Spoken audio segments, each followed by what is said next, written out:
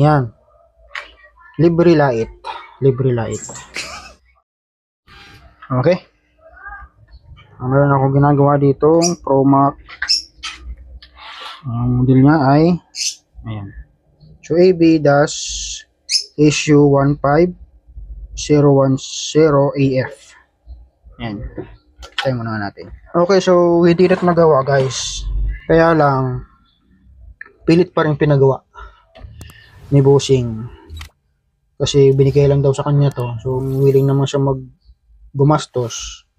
Kasi binigay nga lang daw. So ang problema kasi niyan, yung main amp para sila sira. Kasi nga kinakalawang at puro mga corrosion na yung ilalim niya. Ayan, kita nyo naman. Sira na. Pati yung FM section niya, kalawang na. Hindi naman daw yung gagamitin na kaya ayan. Dinisconnect ko na nga. Tulad nga nito. Katulad niyan yung kiniskus ko na yan. So mamaya nga ano ko pa yan, nalagay pa natin ng yan, yung insulated varnish. So ito, yan. Libre light. Libre light. Okay, ang ginawa ko dito, in-upgrade ko na lang. Sabi ko, lagyan na lang natin ng mainboard. So ginagamit ko doon sa video ko na mga board. Yan katulad yan dito guys. So, yan, so gawa ko yan. Sarili kong gawa. Yan yung isa, kabit na. So yan siya. Silip lang natin. Yan siya. Lagyan na pa natin ng ilaw. Yan.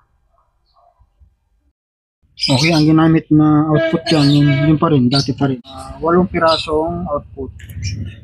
So, 1943 at 5200. Yan.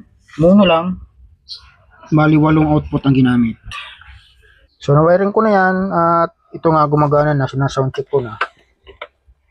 So, nagdagdag tayo ng blower dyan. Sirang blower.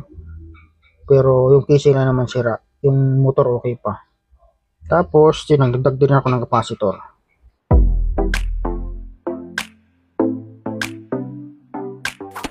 Yan. So, ang supply nito, 42042 yung pinaka-supply ng main amp. Silipin nga natin. Para makita nyo rin. Ayan o. 42042 yan. Yung iba dyan, itong control, tapos sa display. Ayan. In-advise ko na connection nito para sa speaker, series. Tulad niyan guys, naka-series yan. Ayan. Ito guys, tapos na.